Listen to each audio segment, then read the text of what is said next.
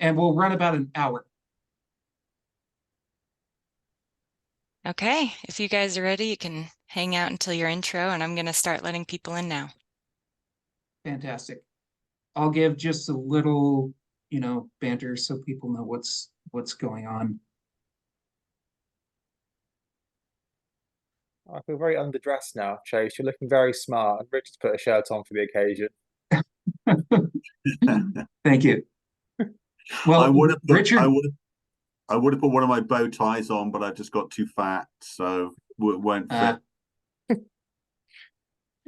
Well, Richard will know this is probably the first time he's seen me in a tie. I usually am in a hoodie. So. And we've got folks joining us. Okay. Great.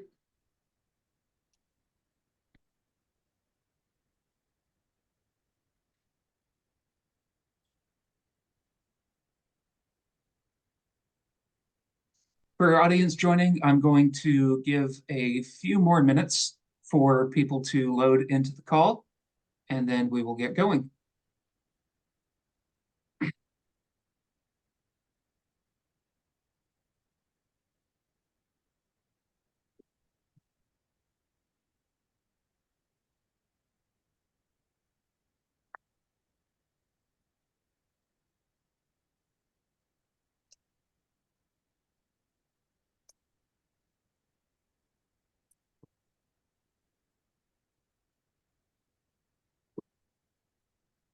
Richard and Rory, have you two ever been to Idaho before?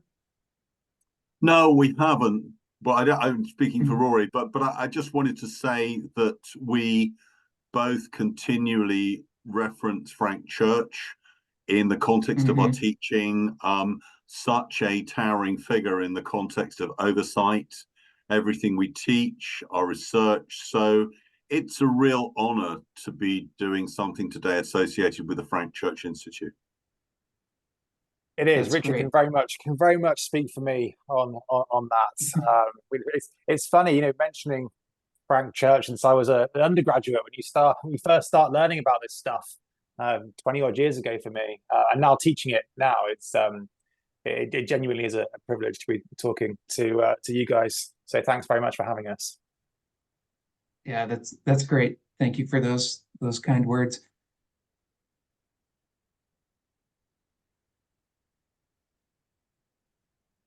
Hopefully in the next year or two, we can do more of the oversight kind of stuff with the 50th anniversary of the church committee and whatnot. But yeah, I think today is going to be a great chat about the royal family and hopefully give us some international variety to our talk of intelligence.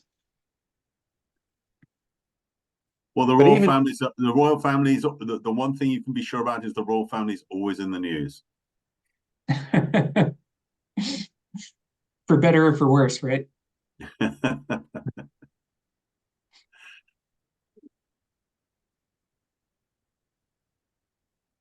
Okay, I'm going to give it one more minute for everyone to load in, and then I will hop into character and do my introduction. Okay. I've been doing my role play in a couple of weeks' time, but I can't find my Boris Johnson wig, so I can't pop into character.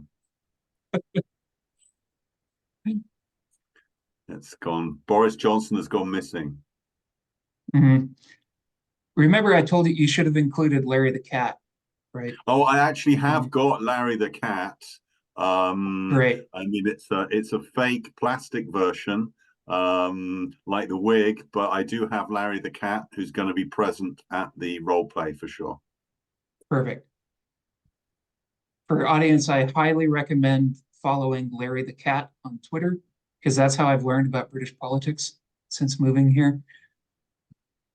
Larry the cat is way the most popular person in Downing Street. Outbeats any former prime minister.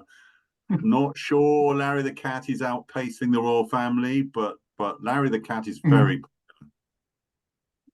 Certainly. All right, so let's go ahead and begin. Thank you very much. Thank you very much, everyone, for joining us today. So good morning to everyone in Boise and good evening to everyone in England. Welcome to Fridays with Frank, presented by the Frank Church Institute in partnership with the Osher Institute for Lifelong Learning at Boise State University. This series and other events endeavor to discuss how democracies survive and thrive in the 21st century. My name is Chase Johnson. I'm a member of the board of directors at the Frank Church Institute and a proud former Frank Church scholar. I will be moderating today's discussion, so please feel free to enter questions in the Q&A function at the bottom of your screen, and I will do my best to get to as many as I can after we hear from our guests. Today, we are hosting the authors of Crown, Cloak, and Dagger, the British Monarchy and Secret Intelligence. We're delighted to be joined by Dr. Rory Cormac of the University of Nottingham. Dr. Cormac teaches international relations and is the author of numerous volumes, including the book How to Stage a Coup and Other Lessons on the World of Secret Statecraft.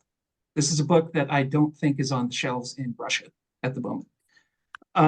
He is also the co-author of Number 10, The Black Door, Secret Intelligence and British Prime Ministers, with our other guest, Dr. Richard Aldrich.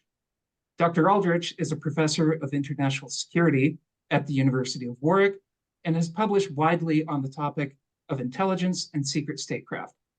His book on the British Signals Intelligence Agency, GCHQ, is one of the most celebrated works in intelligence studies.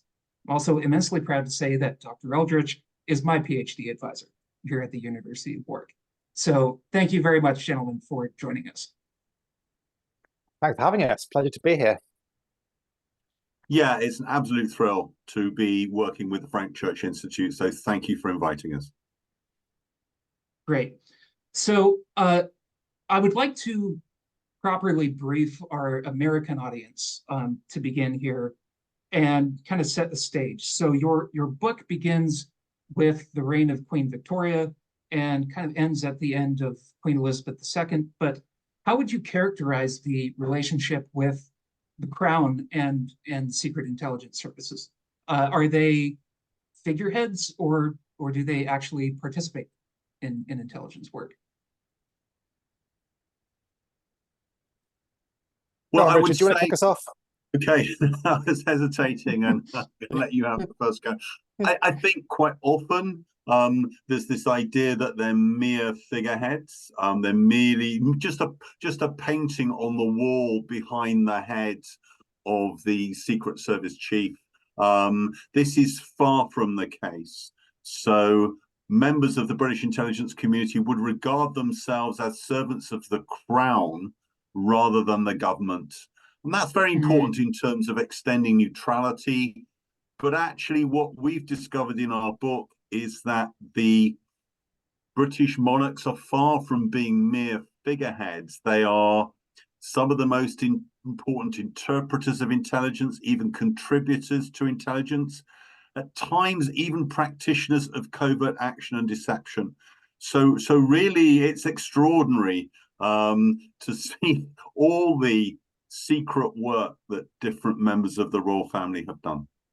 And that's what really struck me when I was coming to the book. I mean, I think I can say for both Richard and myself, you know, we're not royal experts by training. You know, your kind introduction talked about the intelligence side of things. We came at this kind of as lay people, and for me anyway, I assumed the Queen was just a figurehead, a decent figurehead, cutting ribbons and opening stuff and doing, you know, jolly good work for Britain. I was really quite staggered at how much she knew and was briefed so regularly. I found that really, really striking. You know, she was, we reckon, it's a bold claim, but I don't think it's any exaggeration.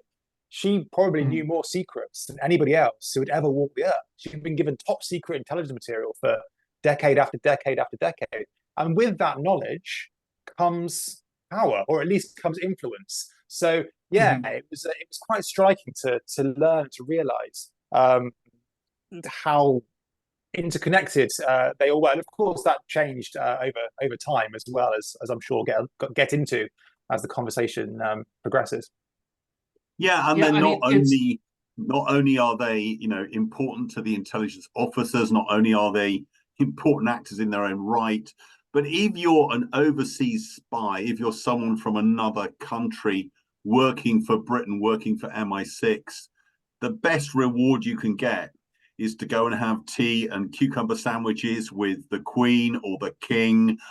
Only 10 years ago, Britain had a top spy inside Al Qaeda. Said the best day of his life was when he was invited to Buckingham Palace, obviously in great secrecy, to have tea and cucumber sandwiches with the Queen. Yeah, I'm really struck by the fact that, you know, they by title work for the crown, right? And not the government. So, like, can you two elaborate just a little bit on that? Like, what does it mean to work for the crown versus perhaps another civil servant in transportation or education here? Well, it came up most starkly in the reign of Edward VIII, the brief reign of Edward VIII, when this question became less of an interesting constitutional conundrum and more of a practical, real world problem. When Edward VIII was king in 1936, famously abdicated to marry Wallis Simpson, and at the start of his reign and just before his reign, MI5 were asked to spy on him because they were worried. There were worries that he was a security risk, to be blunt. And that then puts your really important question, Chase, into reality. And it says, and the question was, who are MI5 loyal to? Are they working for the Prime Minister, or are they working for the King? And if they're loyal to the King and working for the King, my goodness, they probably shouldn't be spying on said King. And the answer to when it was asked in real world was, we will spy on the King. If it's a national security issue, we will spy on the King. And being a crown servant is important for the reasons that Richard outlined earlier. You know, neutrality. You're separate from party politics. You're not promoting particular policies of a particular government. You're not acting covertly or subversively to try and keep a particular government in power. So, you know, they're impartial. But when push comes to shove, if there is a national security angle and they are tasked with good reason to covertly surveil the monarch, 1936 shows us that they did.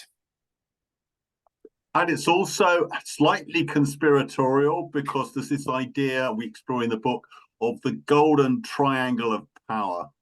What is the golden triangle of power? It's the relationship between the cabinet secretary, the prime minister's secretary, and the Queen's secretary. So this is where the absolute center of power is said to lie in Britain. And we spoke to a cabinet secretary who said that if he got in the cabinet secretary's car and drove up to Buckingham Palace, all the press would be all over him and they'd know that something very secret was going on. So the cabinet secretary used to keep a rusty old bicycle behind 10 Downing Street. And if he was going up to Buckingham Palace on golden triangle business, he would get on this rusty bicycle. He would put on an old raincoat, a flat hat. He'd look like he was going to sweep the chimneys at 10 Downing Street, and he'd cycle up, and none of the newspapers would know anything was happening. So yeah, there is this. This also has a kind of a symbolic sense of a secret center of power in the British establishment. That might be the most British thing I've ever heard, is rusty bicycle and a flat hat. But yeah, I mean, we're talking about two of perhaps the most secretive institutions in the world. You know, the British SIS and the Crown, right? So can you two briefly comment before we move on about like that shared nature of secrecy between the two? Yeah, well, they're both, like you say, incredibly secretive, and we came at this as experienced intelligence historians used to dealing with what we thought were secret actors. And oh my goodness, secretly the intelligence services look like WikiLeaks compared to the royal family. It is another level of secrecy, and with that secrecy, I mean, all of their stuff is outside of the declassification rules. The National Archives in London has nothing to do with the royal family. Even at Windsor Castle, you have to go down and ask permission to go and see them, but they're only available up until the early 1930s. Anything after that is not available. So that they're really difficult to research, and that means that, like the intelligence services, really, they become mythologized, and in that vacuum, there is all these kind of myths and conspiracies and all sorts spring up. Nowhere more than most famously with the supposed Princess Diana conspiracy, and you can see because of the lack of sources, that creates I think a problem, and actually people fill that vacuum with their own hopes, beliefs, and fears, just like the intelligence services, and it leads to all sorts of misunderstandings. And that's one of the things we hope with the book, was to cut through some of that and try to give as best as we could, robust and archivally based history of this stuff.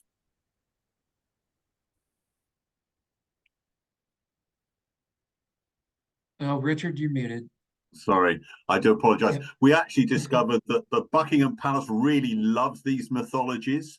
So one of the tasks of British embassies around the world is to report on all the crazy stuff that appears in newspapers.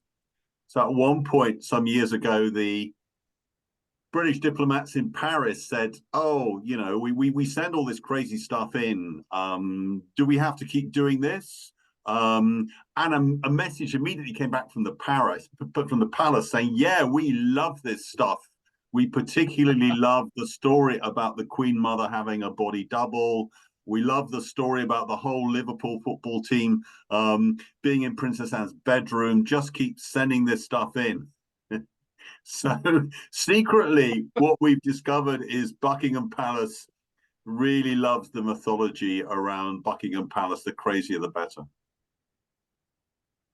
It's good to have that reputation, right? Okay, so given the title of our institute that is hosting our talk today, Senator Frank Church was the first person to, well, in the United States, ask the question, are intelligence agencies doing the right thing?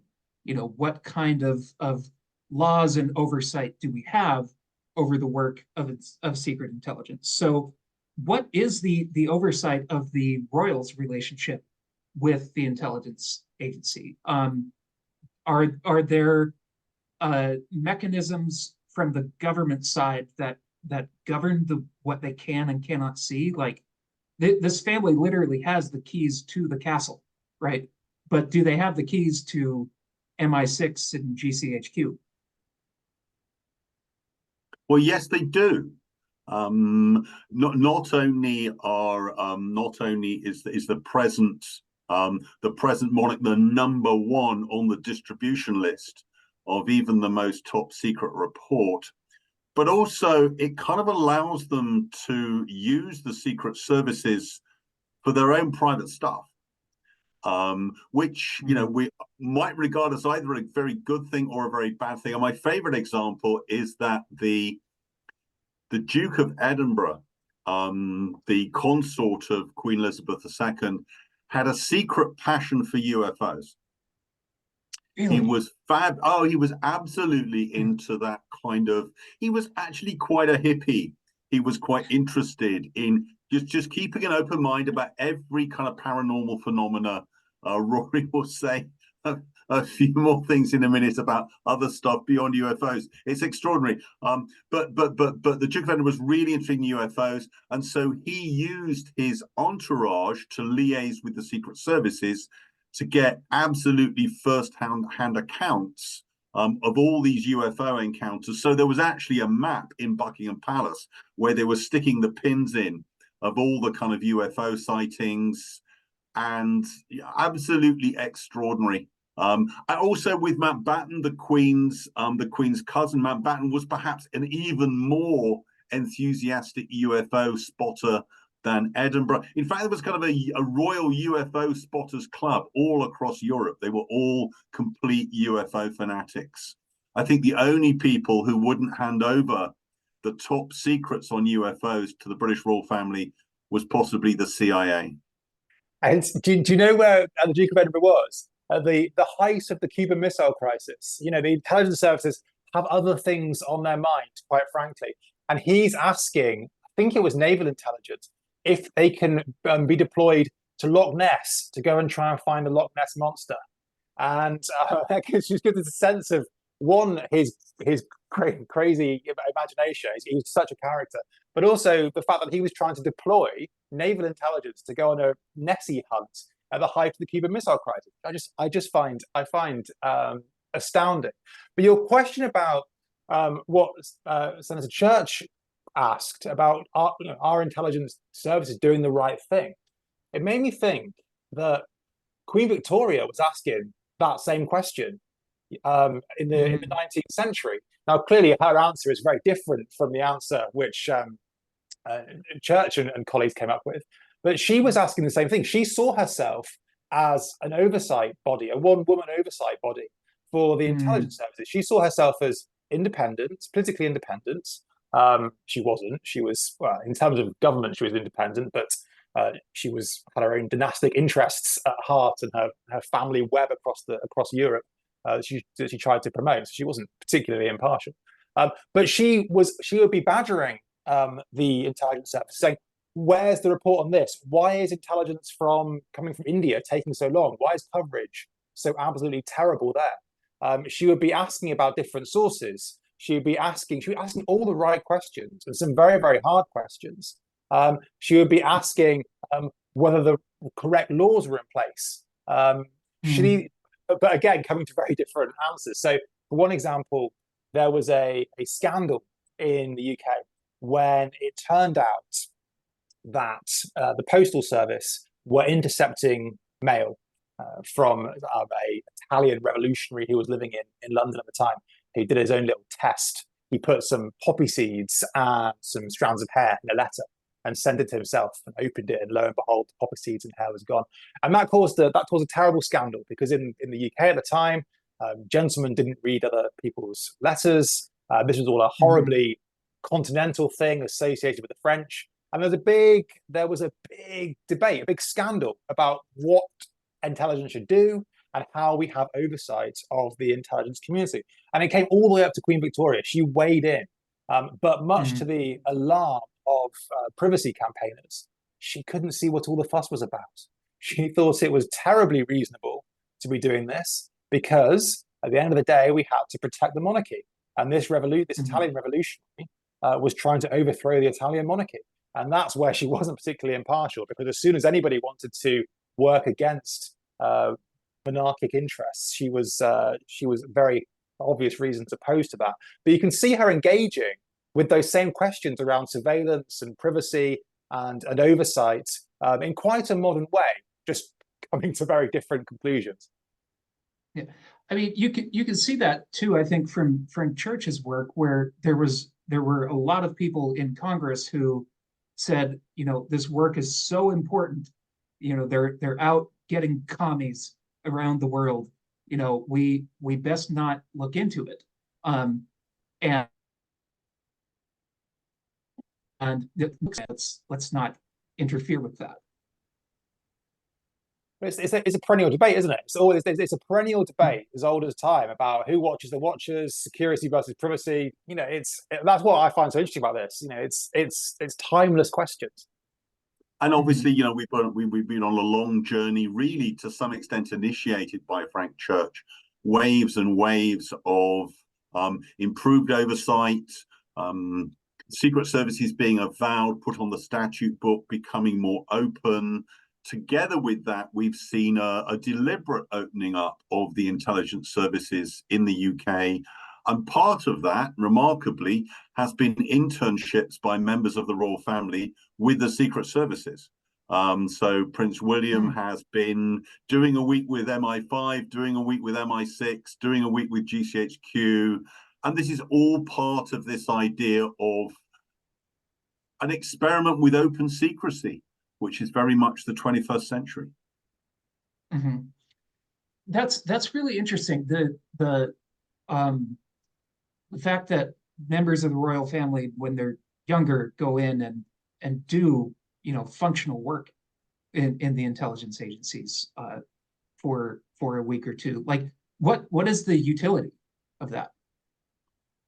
I think it's partly about, frankly, it's a nice way of explaining to the British public what these secret services do. I mean, if you're a real kind of intelligence aficionado, and we've probably got a few listening in tonight, then you're reading congressional reports, you're reading parliamentary reports. But for normal UK citizens, actually, many of whom avidly follow the royal family, it's a really good way of explaining to those people what their secret services do. They're going to read about what Prince William has been doing for a week at GCHQ, and they therefore get an insight, frankly, into what their tax dollar is being spent on. It's a very soft form of oversight. It's maybe not what we would traditionally think of oversight and accountability, but it is explaining to the public what government's doing, and it's really important.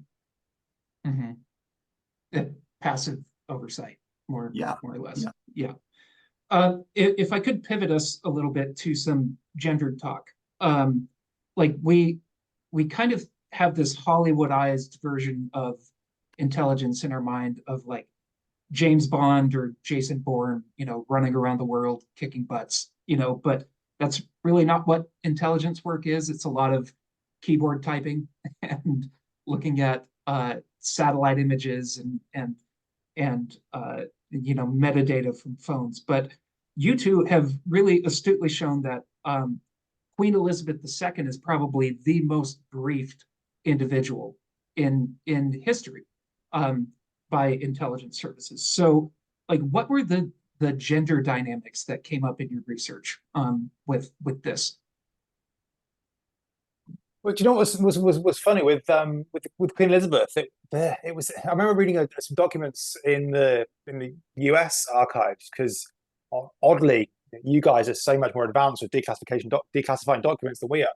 Richard and I would literally have to fly over to America to read documents about British history, which is a whole other story, but kind of ridiculous. But it made me think of some comments by the American ambassador when he was with the Queen in the 1960s. I think it was Bruce, and he was shocked at how much she knew. He was blown away. He said that she was the best briefed person on the Middle East, not just on secret stuff, but on the personalities, on the ruling politics, the powers, dynamics, factions. She was the best briefed person that he'd come across. He said, "I don't think he was just being polite." And what Richard and I, one of the conclusions of the book is that we, as you say, we think of intelligence as in Hollywood as a world of men going around doing actiony stuff. Over the last 200 years, the person sitting on top of the whole system and taking great interest in this stuff were women. Were Queen Victoria and Queen Elizabeth. And when she met the CIA station chief in the 1990s, I think it was, and gave him a little wink. She knew who he was. She gave him a little wink and said, how are my boys treating you? She asked him. And they were very, very astute consumers. They were very, very interested in this type of activity. Not in a kind of overtly gendered manner, but I think in a way that's important, because it shows that this is about the person at the top having a really astute and keen interest, and it's not a man's world, I think, is the overriding conclusion. Absolutely, and for many years, I think historians have been aware of the gendered nature of intelligence history, and there's been a bit of a search, where are the women, but there are distortions, really, and particularly around intelligence chiefs. It's so difficult, actually, as intelligence historians, to work on women intelligence chiefs. So for us, this was a fantastic opportunity, because for most of the last 200 years, the person at the top of the British system has been either Victoria or Elizabeth II. And indeed, if we go all the way back to the initiation of the British intelligence community, it's Elizabeth I, stories of the Armada, Francis Drake, all that kind of stuff. So this was really for us a great opportunity. And you know what, Chase? The Elizabeth and Victoria were better consumers of intelligence than a lot of their male counterparts. It has to be said. There was one interesting gender dynamic around access to boxes, to the secret material in the red boxes, which is where it's kept under lock and key. Victoria was, I mean, she had a genuinely loving relationship with Prince Albert, but she was desperate to keep him out of that locked red box. It was her world. She was in charge of the intelligence. He got annoyed. There's a slight gendered aspect, because he got very frustrated. I remember reading a letter that he'd written to somebody moaning about how he was reduced to being a house husband, and he should be the man of the house. He should have access to this secret material, but she wasn't letting him anywhere near it. And it was only when she was heavily pregnant with her first child, and physically couldn't do as much as she wanted to do. It was only then did she give him a key to the box. I mean, she tried to keep it away from him for as long as possible. And I don't know if Richard wants to say anything about parallels with Elizabeth and Philip. Yes, very similar stuff in terms of the relationship between Elizabeth and Philip. Philip was a little bit unhappy that he was kind of on the periphery, wanted access to the top secret red boxes, and eventually to get around this by giving Philip his own kind of green boxes, which contain some stuff, but not quite such secret stuff.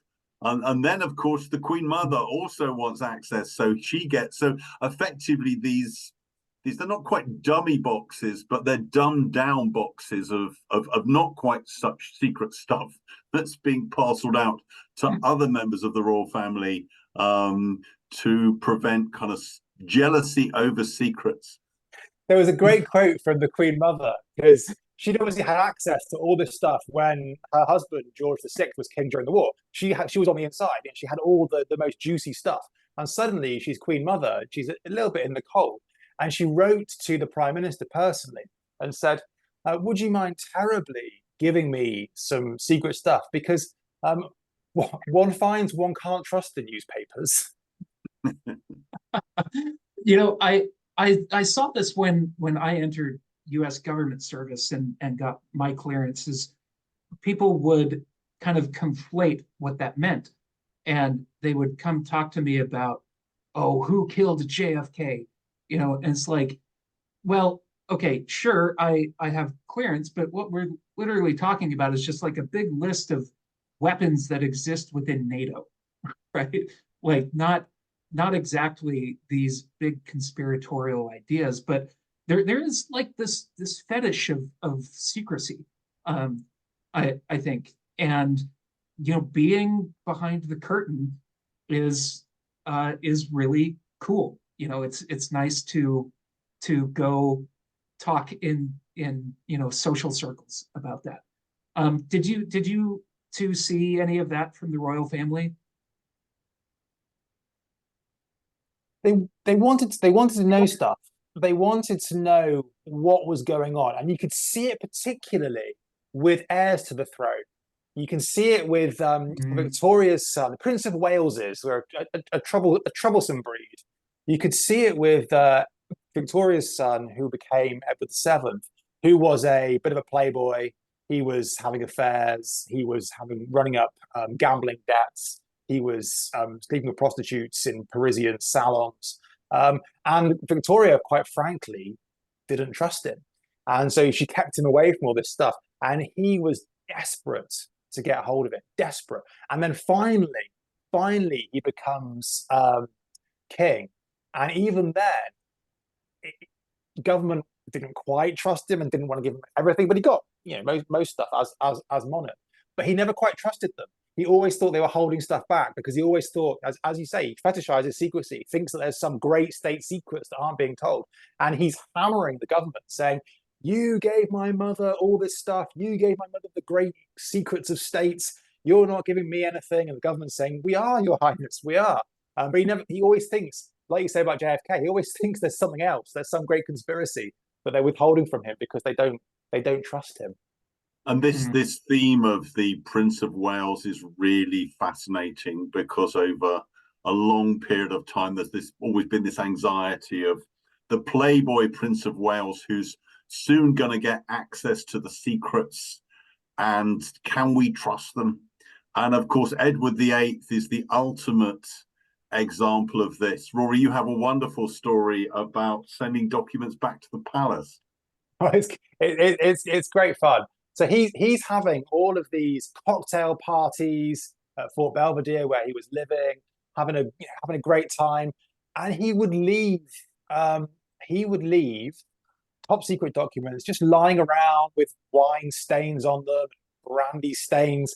And one night he was with I think it was the American defense attaché. He was at one of these parties, and he said, "Oh, old chap, you wouldn't mind just taking this top secret document and passing it into Downing Street on your way back home, would you?" And the American, I mean, the relationship is special, but I'm not sure it's that special. And the American was quite blown away. And you can imagine the uproar from the security officials when they found this out. He's just handing it over as if it was delivery boy delivering a newspaper. This was top secret material. It drove them mad.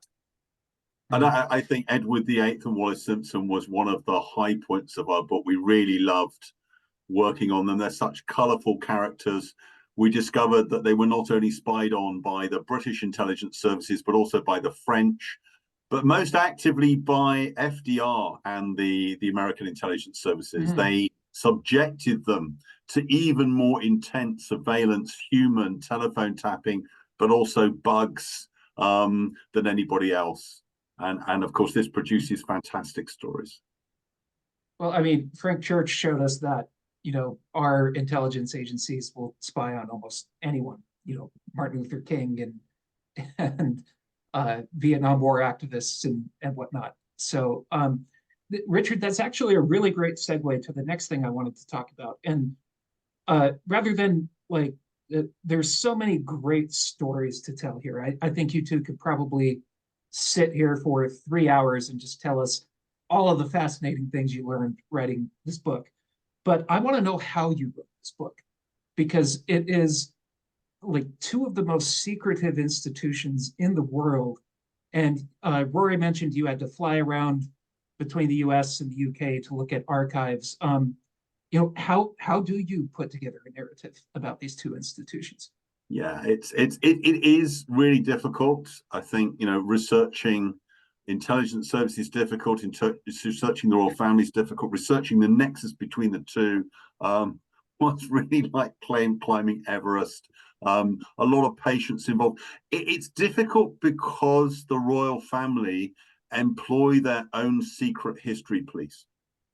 So there's teams of people who are continually scanning for bodies of historical material that might be coming out, people's private papers, things in the archives, and secret teams are being sent out to grab that stuff and bring it back. So, typically when royal servants from the royal household retire or perhaps they die, secret teams go out to make sure they don't have any secret papers under the bed, that they haven't kept a diary.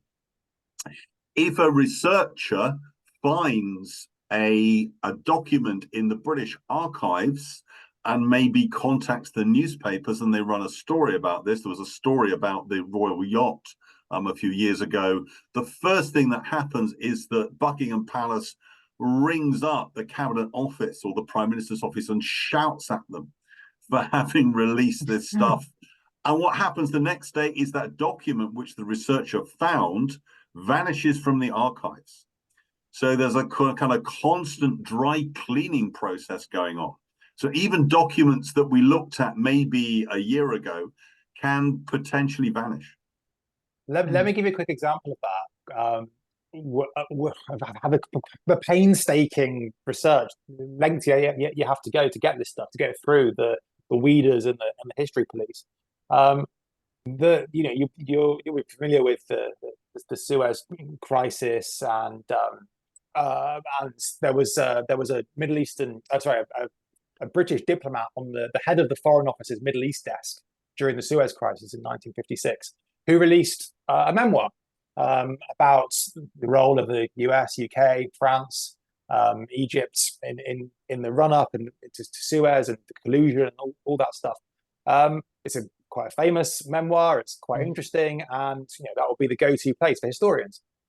Unfortunately, there is not one mention of the Queen in there. So what we had to do, because we're gluttons for punishment, is we went to the archive where his private diaries were, that the memoir was based on, and went through them day by day.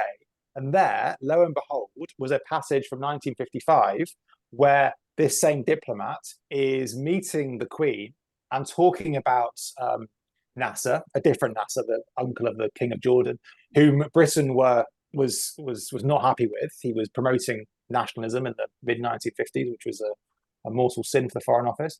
And the Queen was there, and the Queen was listening to them talking about covert propaganda, was listening to them talk about covert political action. And she looked at Evelyn Shugborough, the diplomat, and she said, "Haven't you just thought of slipping something in his coffee?" And Shugborough was shocked, and he couldn't believe that the Queen, overseeing the whole intelligence service, had jokingly mentioned assassinating a Middle Eastern leader. And I remember being quite shocked when I read that. But it's in this unpublished diary. And the point of the story is, when you read the published version, the memoir, that wonderful little snippet, believe it or not, has magically disappeared.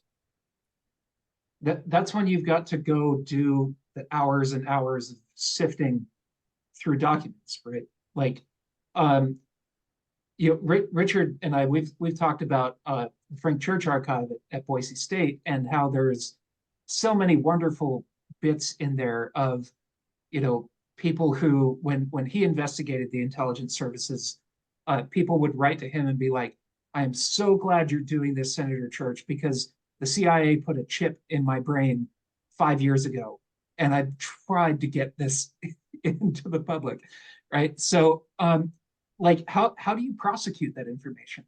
Because diaries and personal papers can be inaccurate. Yeah, well, the one of the best sources for us was the American National Archives, NARA, National Archives 2, up on the northern edge of Washington, D.C. Fantastic resource.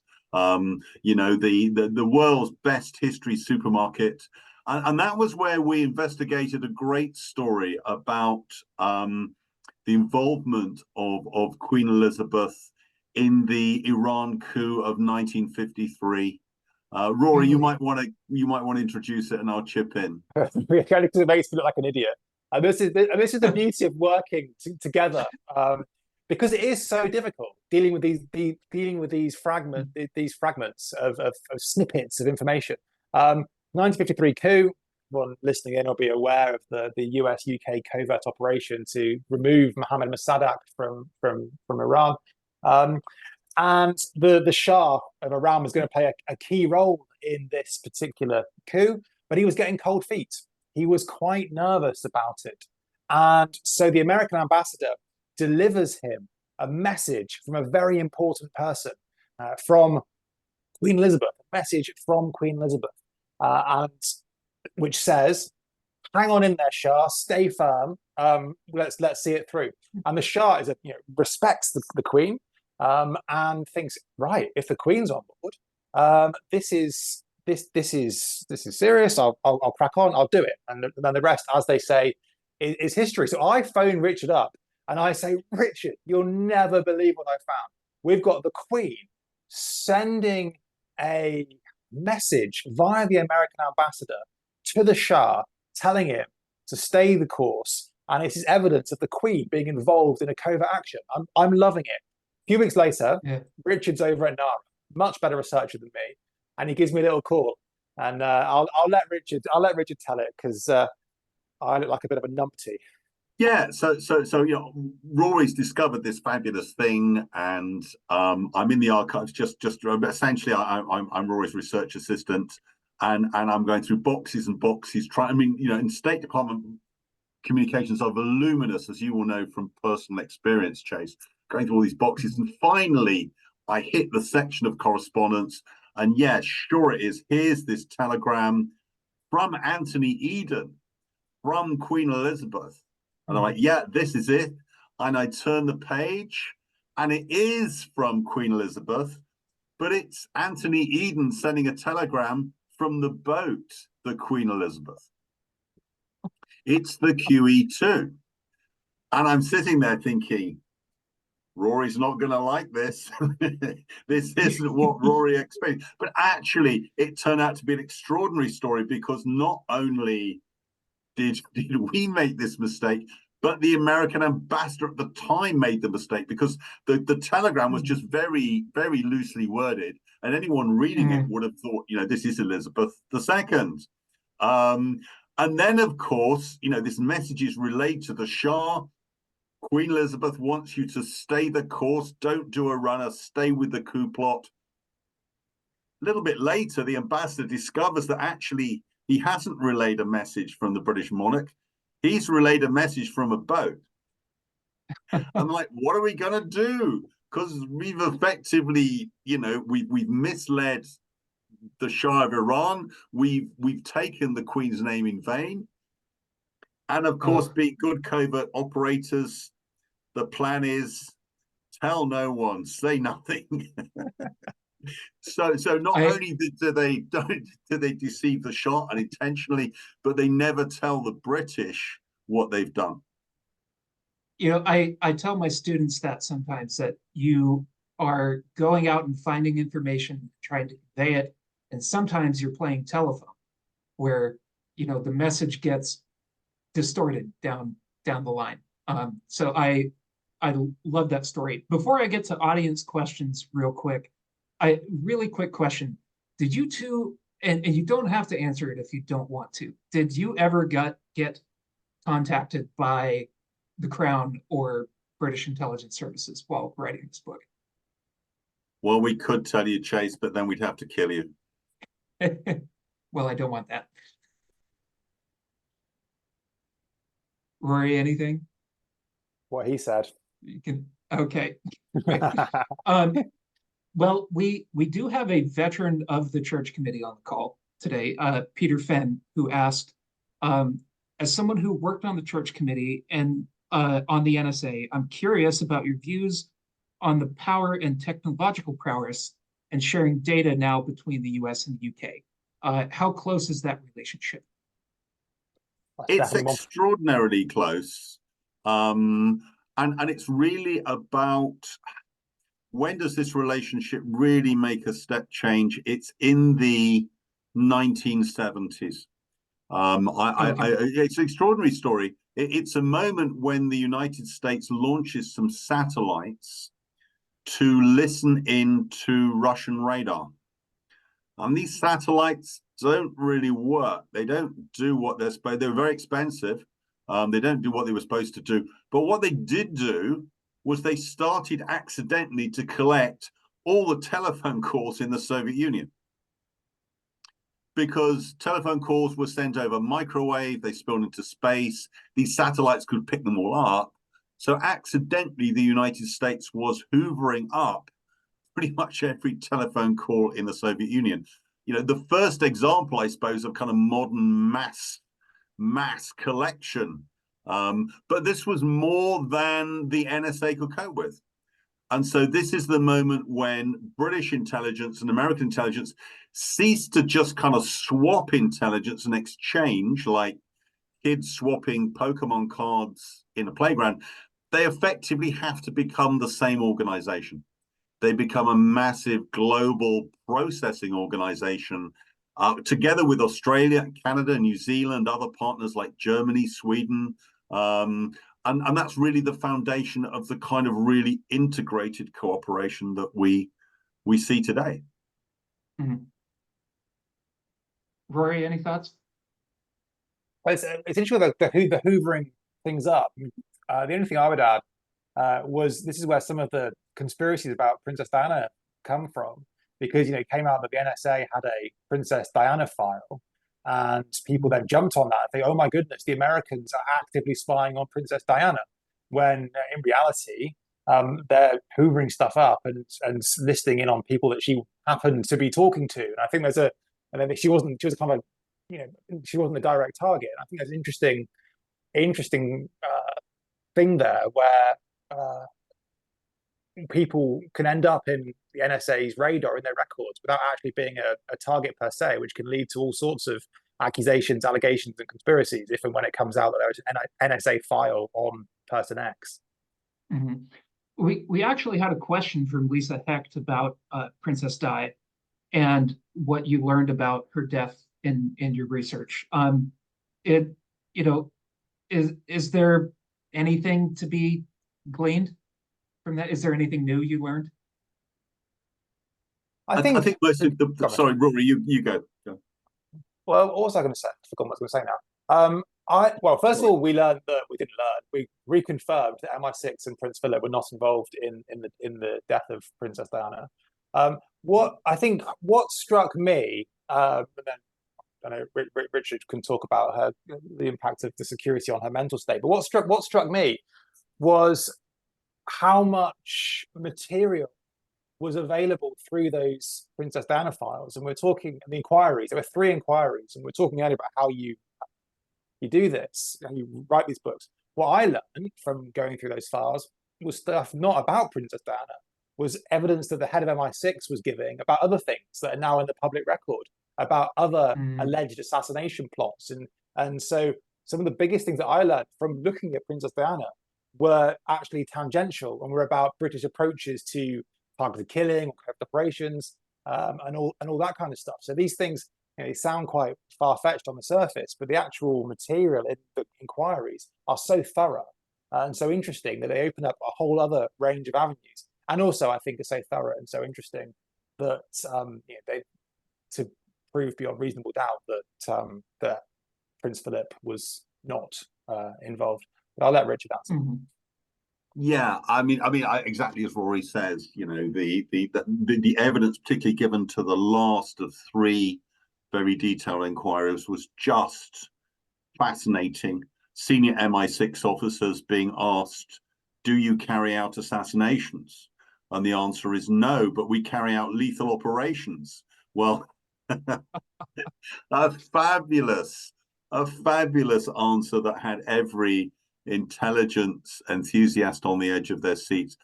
But it was also fascinating to see the real impact of anxiety about surveillance and intelligence upon leading figures. Diana, Prince of Wales, being a classic example. All around the world, leading figures are anxious about security and being surveyed by their own intelligence services. And it's not just Diana. I mean, President Tito finally joined the communist years, finally fired his head of intelligence. He always suspected his head of intelligence was spying on him, but when he found that his own head of intelligence was bugging his bedroom, that was it. And he was toast. In the 1960s, Chairman Mao, moved his bedroom into the changing rooms of his swimming pool to avoid exactly the same. He was kind of trying to surprise his own Secret Service by where he slept at night to avoid the bugging and surveillance. So this is a universal phenomena that's absolutely fascinating, and it impacted particularly strongly on Diana, Prince of Wales, so much so that as she separates herself from the royal family in the early 90s, she also determinedly drops her royal protection. This is something we followed very closely. It's particularly interesting. And the British Prime Minister is horrified. John Major's horrified. The Home Secretary is horrified because they know this is a dangerous step. And what is very clear is that if Diana had had the kind of really professional protection that she'd previously enjoyed when she was in Paris, a little bit later in the 90s, the terrible accident that occurred there would almost certainly not have happened. Mm. You know, something that strikes me is that, like we talked about before, we tend to conflate intelligence into something that it is not. And like, I remember my time in the US Defense Department where, you know, I would lead around the Dutch defense minister, right? And I would have to write a one pager on, you know, what is his daughter's name? What is his dog's name? You know, does he like hot dogs or whatnot? Technically, that is intelligence gathering, and it's not always nefarious. Did you see sometimes this practice kind of get conflated into something it wasn't? Well, in the in the old days, in the 19th century, it was all conflated, and Queen Victoria, was, you know, she would use intelligence, the word intelligence, to talk about gossip from personal relations. She referred one of her diary entries. She said, "I've just received intelligence that my opera coach is sick today and can't do the lesson." It was all intelligence, but in those days, with the royal family, the personal and the political mix constantly, and so suddenly she'd be getting letters from her daughter, who married into the Prussian royal family, which included personal tidbits. Uncle so and so's had a falling out with so and so, and then the very next line would be, "And by the way, Bismarck's moving troops up to the Austrian border," and it all kind of merged into one. And that in those days was the way it was. But those briefing notes that you mentioned, Chase, are absolutely central to the royal family, because when the head of state is going to meet with a whole range of people at a banquet, you know, Queen Elizabeth, King Charles, they're given these briefing notes. They're often, you know, full of sensitive information. This is what they're cramming in the hour before the state banquet, and just occasionally they get left on the seat of they get left on a seat somewhere in a restaurant, in an airliner, and then there's a frantic hunt to find this valuable but also potentially embarrassing material. Yeah, because Prince Philip's ones always had a line saying, "Don't mention this, don't mention that," because he was famous for putting his foot in his mouth. I used to write the mentions don't mentions into these memos, you know, because you want your principal to look polished, to look like they're interested in the other person when they didn't even know their name, you know, 5 minutes ago. Right. It's also, you know, famously a way in which you get your principal to read their briefs. So you know, an example would be Lyndon Johnson. LBJ initially wasn't very keen on reading some of this paperwork, and so what they discovered that LBJ really liked a bit of gossip. So they started to put a bit of gossip in his briefs. He became much more attentive to his paperwork. But it's like how I read that the intelligence services had to put in all capital letters Trump throughout memos so that he would read it and find his name. So if I can drag him through the mud, not to be too partisan, but one last question before we kind of wrap up here. Lisa Hecht also asked, Rory, what are those figurines behind you on the wall? They are British prime ministers going through from Winston Churchill, there he is, going all the way through to Theresa May, at which point, quite frankly, we've had so many prime ministers that I've had to give up the collection because it's getting too expensive.